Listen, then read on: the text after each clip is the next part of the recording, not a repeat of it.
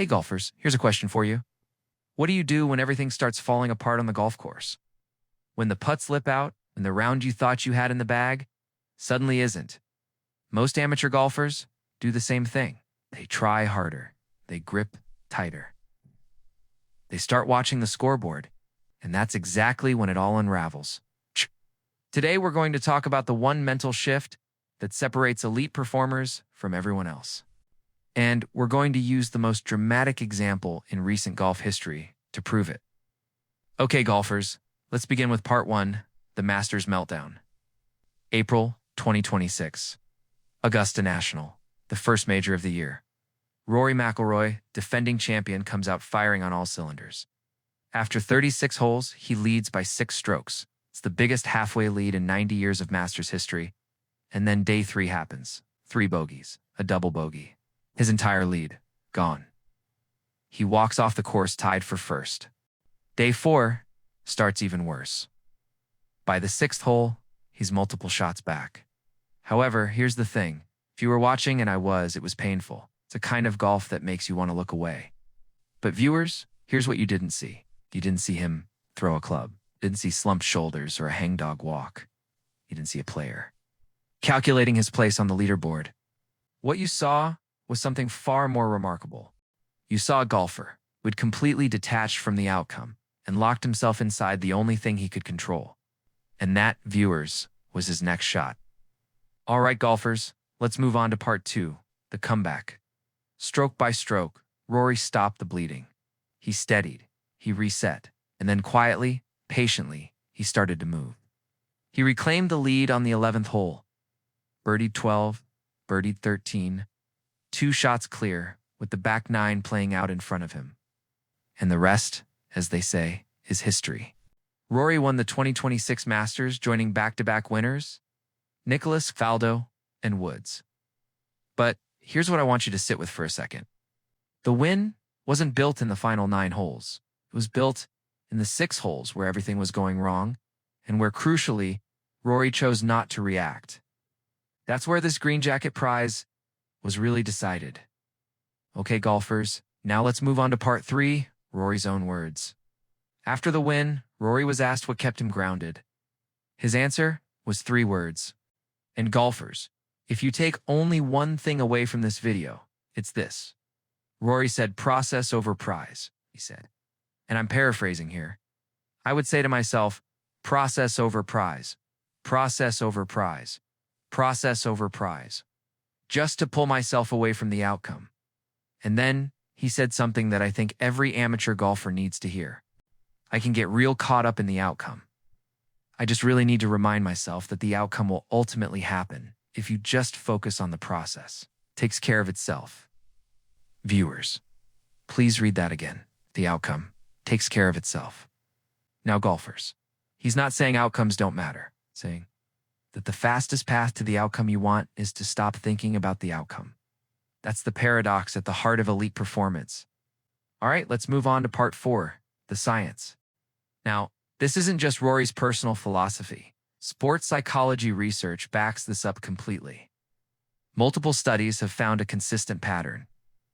Athletes who focus on outcomes, the score, the ranking, winning, experience significantly more anxiety.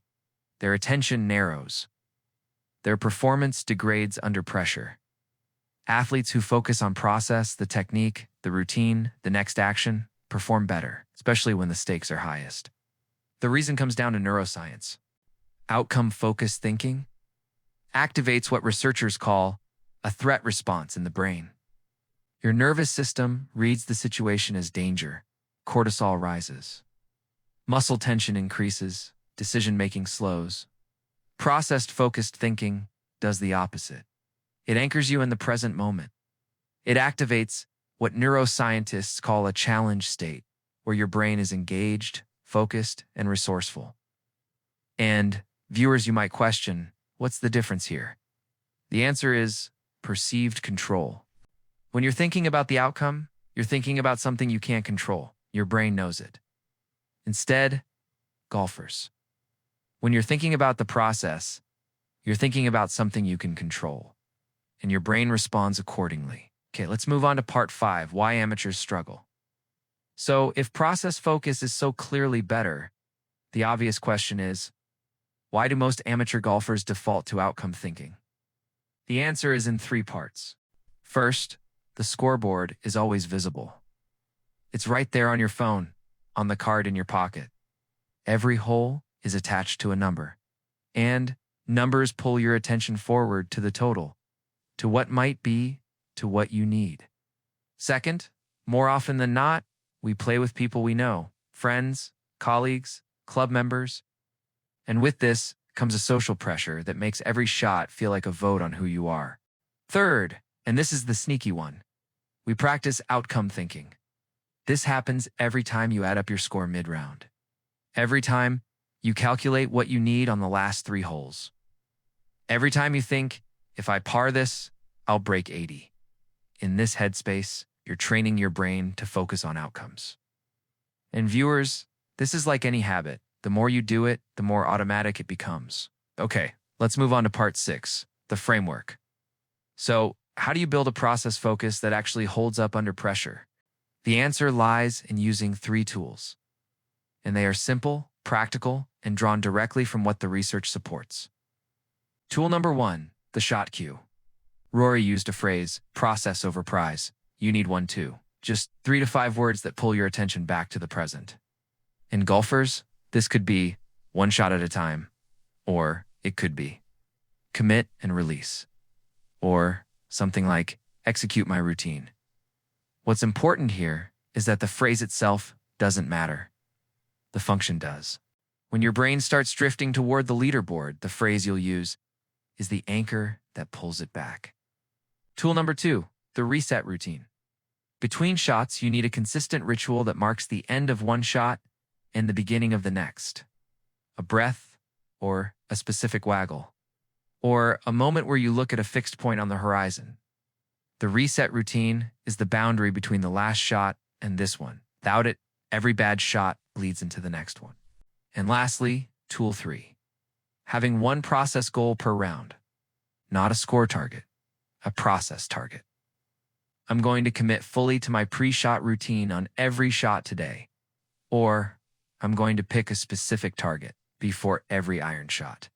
Or I'm going to take 3 slow breaths before every putt. One thing, one round.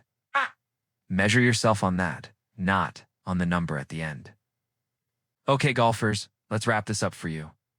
Here's what Rory McIIroy taught us at the 2026 Masters.